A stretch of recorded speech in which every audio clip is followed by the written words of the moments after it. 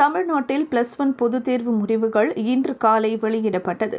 241 அரசு பள்ளிகள் 100% தேர்ச்சி பெற்றுள்ள வேளையில் வழக்கம் போல் மாணவர்களை விட மாணவிகளே அதிகம் தேர்ச்சி பெற்றுள்ளனர். மொத்தம் 8,11,172 பேர் தேர்வு எழுதியிருந்த வேளையில் இதில் 7,39,539 பேர் தேர்ச்சி பெற்றுள்ளனர். மொத்தம் 91.71% மாணவ மாணவிகள் தேர்ச்சி பெற்றுள்ளனர்.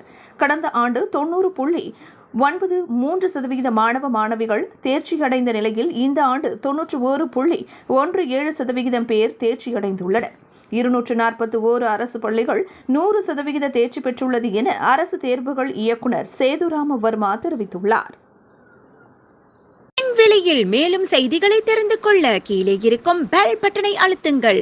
உங்கள் ஆதரவை வெளிப்படுத்த லைக் மற்றும் ஷேர் செய்யுங்கள். தொடர்ந்து விண்வெளியுடன் உங்கள் பயணத்தை தொடர்ந்திருக்க சப்ஸ்கிரைப் செய்யுங்கள்.